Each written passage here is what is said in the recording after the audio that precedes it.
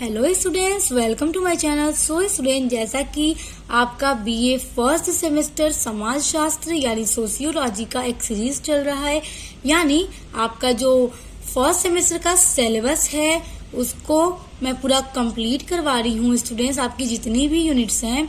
और स्टूडेंट देखिए, आज की वीडियो में हम आपका यूनिट 7 पढ़ने वाले हैं। उससे पहले स्टूडेंट्स मैं आपको ये बता दूं कि जो आपके बीए फर्स्ट सेमेस्टर समाज शास्त्र यानी सोशियोलॉजी का जो सिलेबस है उसकी वीडियो मैं अपलोड कर चुकी हूँ। तो आपको सबसे पहले कोई भी सब्जेक्ट जो आप पढ़ रहे हैं उसके सबसे पहले आपको सिलेबस पता होना चाहिए कि आपको अपने सिलेबस में कितने यूनिट्स हैं और एक एक यूनिट्स के अंदर कितने कितने टॉपिक्स हैं और आपको कौन कौन से टॉपिक्स पढ़ने हैं।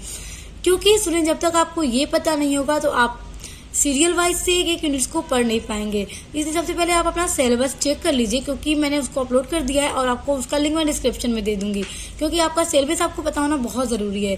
उसके अलावा स्टूडेंट देखिए, जो आपके बीए इसमें सोशियोलॉजी में जो आपका यूनिट 1, 2, 3, 4, 5 एंड 6 ये यूनिट्स मैं आपकी पूरी कंप्लीट करवा चुकी हूँ।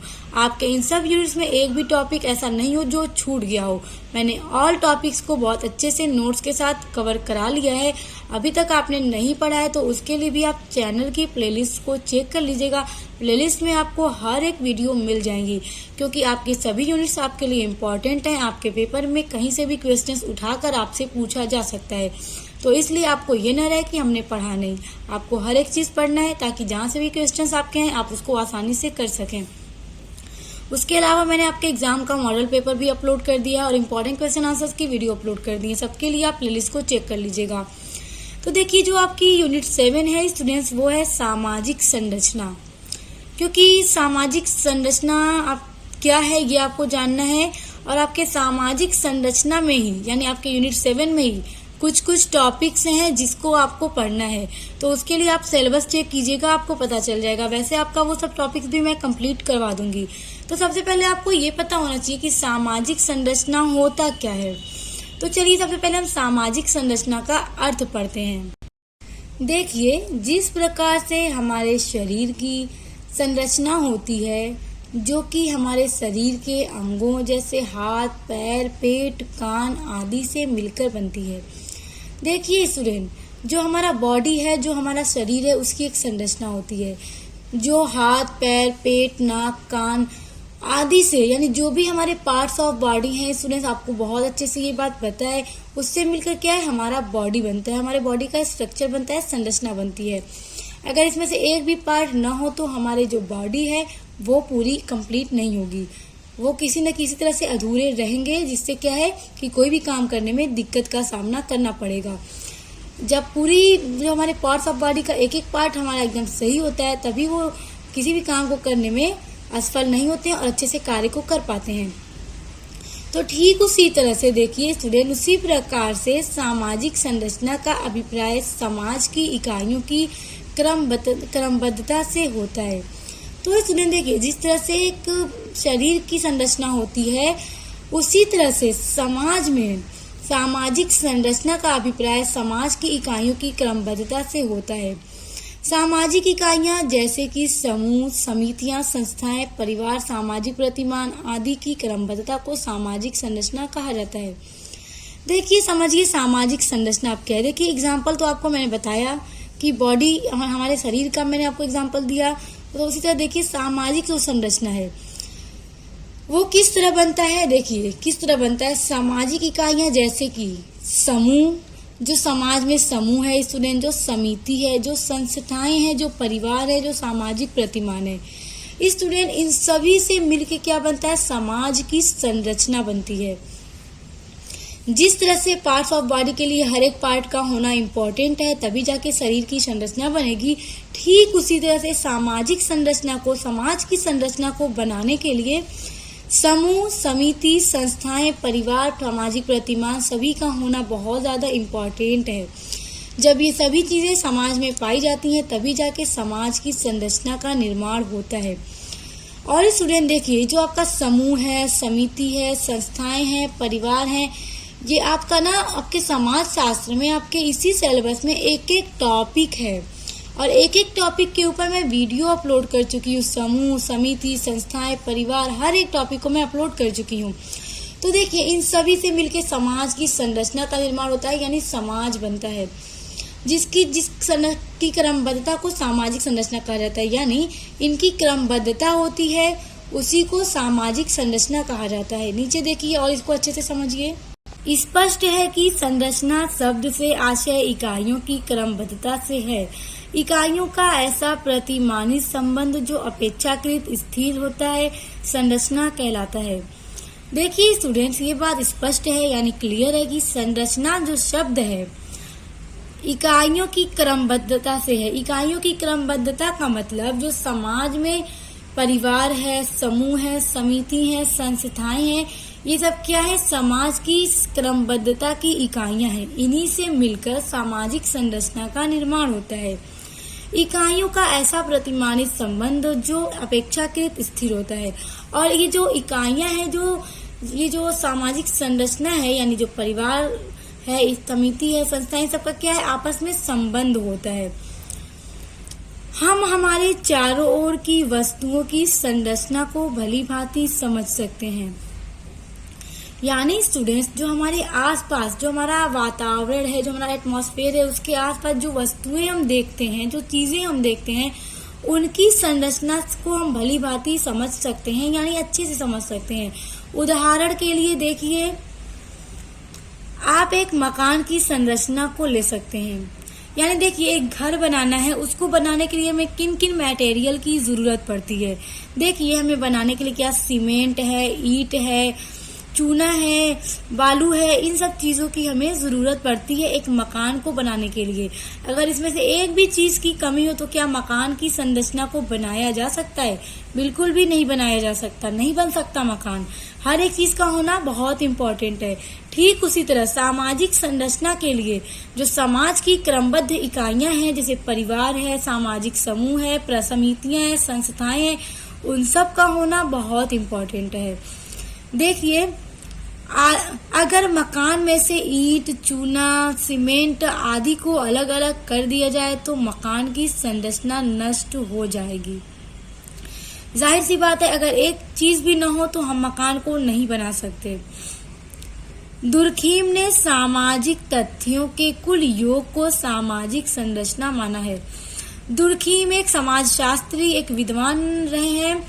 इनका मानना है कि जो सामाजिक तथ्य के कुल योग हैं, सामाजिक तथ्य से आशय स्टूडेंट ये है कि जो समाज में परिवार पाया जाता है, जो संबंध है, जो समूह है, जो समितियां हैं, जो संस्थाएं हैं, ये सब जो चीजें जो समाज में जो ये इकाइयां पाई जाती हैं, इन सब का कुल योग का मतलब यानी ये सारी चीजें मिलकर सामाजिक संरचना बनाती हैं।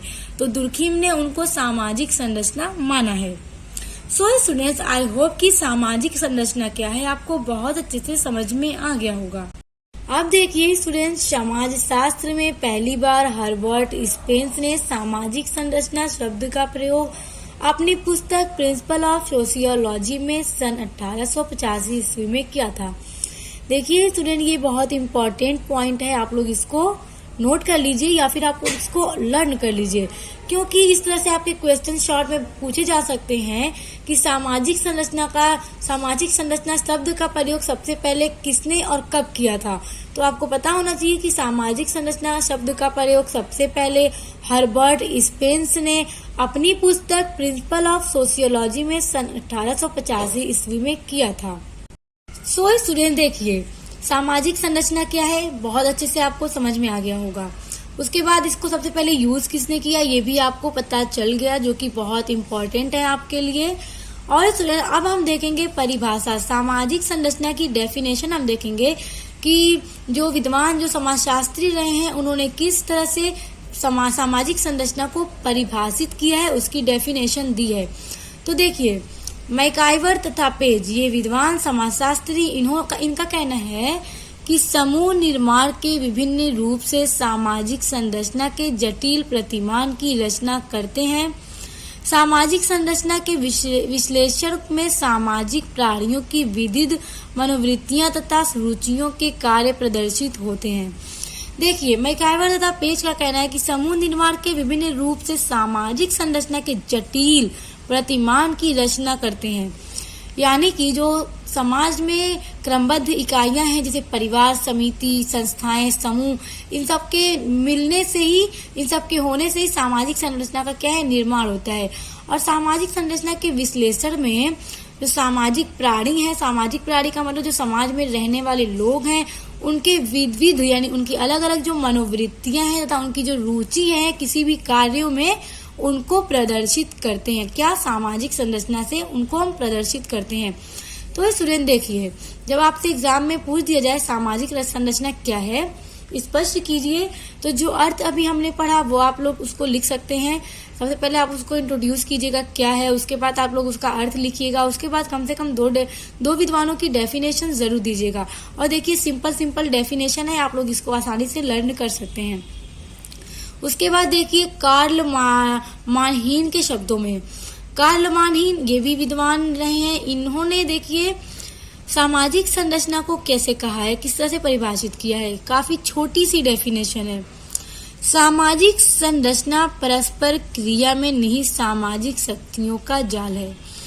देखिए कार्ल मानहीन का कहना है कि जो सामाजिक संरचना में परस्पर क्रिया में निहित सामाजिक शक्तियों का जाल है, यानी सामाजिक संरचना में जो क्रियाएं हैं उनमें जो सामाजिक शक्तियां हैं उनका एक जाल है। क्या जाल है? सामाजिक संरचना उनका जाल है।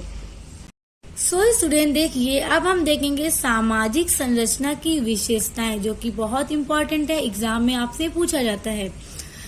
तो देखिए सामाजिक संरचना का अर्थ आपने समझ लिया और उम्मीद करती हूँ कि आपको बहुत अच्छे से समझ में भी आ गया होगा।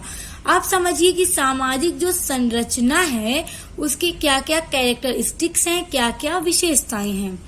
देखिए इसमें पहला पॉइंट है, सामाजिक संरचना अनेक उप संरचनाओं से मिलकर बनती है, जैसे कि परिवार, नातेदार, संस्थाएं, समितियां, समूह आदि। देखिए स्टूडेंट, जो सामाजिक संरचना है अनेक उप संरचनाओं, जो सामाजिक संरचना है अनेक उप संरचनाओं से मिलकर बनती है। जैसे परिवार भी समाज की क्या है, एक इकाई है। जो नातेदार है यानी रिश्तेदारी है, जो संस्था है, जो समिति है, जो समूह है, इन सब के मिलने से, इन सब समाज में क्या है, क्रमबद्ध इकाई है, इन्हीं से मिलकर सामाजिक संरचना का निर्माण होता है। जिस तरह से आपको बताया, अगर मकान बनाने में एक भी मटेरियल की कमी होगी तो मकान की संरचना को नहीं बनाया जा सकता।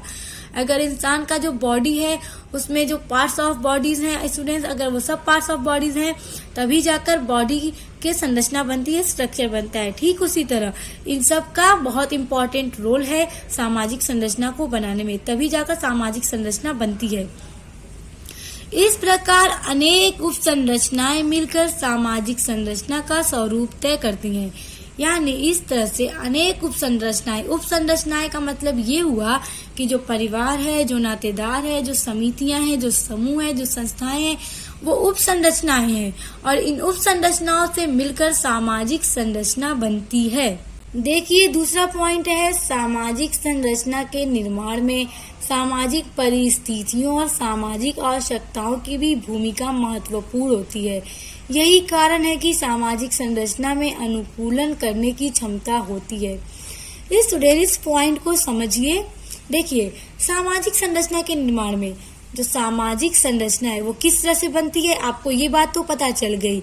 अब देखिए उसके निर्माण जो सामाजिक परिस्थितियां हैं, यानी स्टूडेंट जो समाज में परिस्थितियां हैं, जो कठिनाइयां हैं, जो समस्याएं हैं, जो सामाजिक आवश्यकताएं हैं। देखिए स्टूडेंट, सामाजिक आवश्यकताओं का मतलब ये कि समाज में हर एक व्यक्ति एक दूसरे पर निर्भर है। हर कोई ना कोई काम करता है। अगर समाज में रहता है तो किसी की किसी चीज की दुकान है, किसी की कपड़े की, किसी के गल्ले की, किसी के अनाज की, तो क्या है, हर कोई एक दूसरे पे डिपेंड है।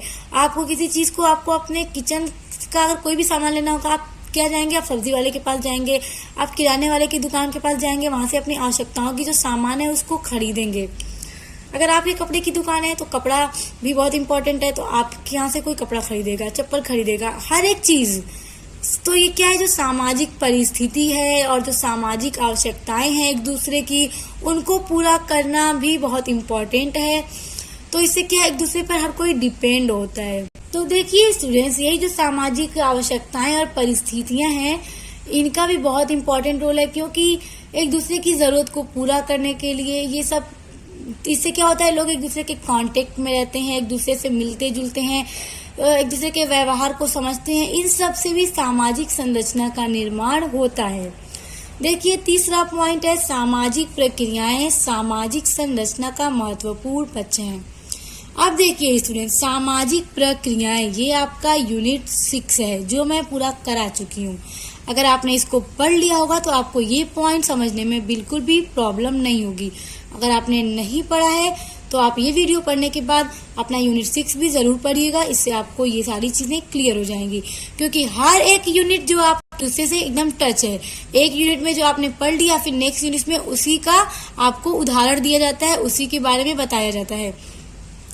तो देखिए सामाजिक प्रक्रियाएं सामाजिक संरचना का महत्वपूर्ण पक्ष हैं।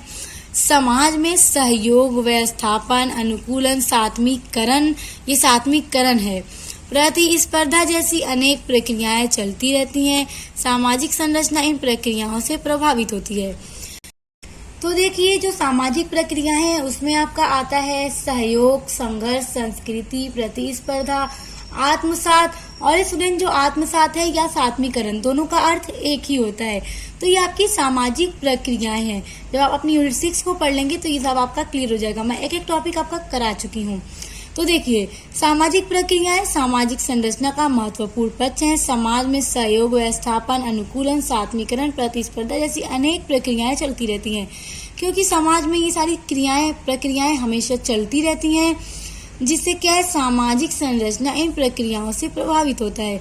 यानी सामाजिक प्रक्रियाओं से जो सामाजिक संरचना है वो भी प्रभावित होता है। तो इससे क्या होता है कि जो सामाजिक प्रक्रियाएं हैं उसका इफेक्ट सामाजिक संरचना पर पड़ता है। और स्टूडेंट हर एक चीज क्या है एक दूसरे से रिलेटेड है, एक दूसरे से संबंधित है। आपकी जितनी यूनिट्स हैं जब आप पढ़ेंगे तो हर एक यूनिट आपकी एक दूसरे से टच होगी। उसके बाद देखिए 4th पॉइंट है प्रत्येक समाज की संस्कृति भिन्न भिन्न होती है। हाँ स्टूडेंट देखिए जो प्रत्येक समाज की संस्कृति है यानी कल्चर है, जब आप इसको भी पढ़ेंगे या भी आपका एक अलग से टॉपिक है, इसको भी मैं करा चुकी हूँ। तो हर एक समाज की जो अलग अलग से संस्कृति होती है, वहाँ का जो कल्चर होता है, रहन सहन होता है, व्यवहार होता है, भाषा होती है, रीति रिवाज होते हैं, हर एक समाज का अलग अलग होता है। अतः संस्कृति द्वारा निर्धारित प्रतिमानों में भिन्नता होने के कारण संरचना भी भिन्न भिन्न होती है। देखिए जब अलग अलग समाज है, क्योंकि दुनिया में एक समाज नहीं है, बहुत सारे समाज है जिसकी कोई गिनती नहीं है, तो हर जगह का कल्चर अलग होता है। तो क्या है कि जब कल्चर अलग होगा तो वहाँ की जो संरचना होगी, जो सामाजिक संरचना होगी वो भी भिन्न भिन्न होगी यानी अलग अलग होगी। सामाजिक संरचना की प्रकृति उसके अंगों पर निर्भर करती है। जो सामाजिक संरचना है उसकी जो प्रकृति होती है उसके अंगों पर ही निर्भर करती है। यानी जिस तरह का समाज की प्रक्रियाएं होंगी, जिस तरह का वहाँ का कल्चर होगा, ठीक उसी तरह की उस समाज की संरचना भी होगी। स्वरूप हर समाज में अलग होता है, इसलिए सामाजिक संरचना में भिन्नता पाई जाती है। यानी हर समाज का जो अंग है और स्वरूप है वो अलग अलग होता है, इसलिए हर जगह के समाज की जो सामाजिक संरचना है वो एक जैसी नहीं हो सकती। हर जगह की संरचना अलग अलग होती है। देखिए आपका 5वां पॉइंट है सामाजिक संरचना में हमें समाज की बाहरी स्वरूप का ज्ञान होता है। संरचना की इकाइयां परस्पर संबंधित होकर एक ढांचे का निर्माण करती हैं, जिससे हमें संरचना के स्वरूप का बोध होता है।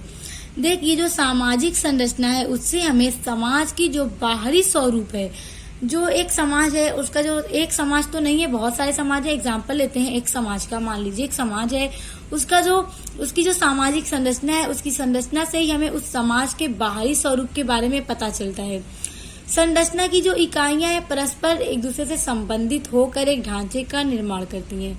संरचना की इकाइयां का मतलब स्टूडेंट्स अभी आपको बताया था, ये परिवार है, समिति, सहयोग संस्था, क्या एक क्रमबद्ध इकाइयां हैं जिनसे मिलकर समाज की संरचना बनती है। तो ये सब एक दूसरे से संबंधित होकर, क्योंकि हर एक चीजें एक दूसरे से टच हैं, संबंधित हैं, रिलेटेड हैं, तो एक ढांचे का निर्माण करती हैं, जिससे हमें संरचना के स्वरूप का बोध होता है। यानी फिर उस समाज की जो संरचना है उसका जो स्वरूप है, उसका जो क्या रूप है, उसके बारे में हमें बोध होता है, यानी पता चलता है। सो स्टूडेंट्स, आई होप कि आपको सामाजिक संरचना क्या है वो बहुत अच्छे से समझ में आ गया होगा और उसकी जो विशेषताएं हैं वो भी बहुत इंपॉर्टेंट है और उम्मीद करती हूँ कि वो भी आपको समझ में आ गया होगा। तो स्टूडेंट देखिए, सामाजिक संरचना आपकी यूनिट 7 है, तो ये आपको समझ में आ गया।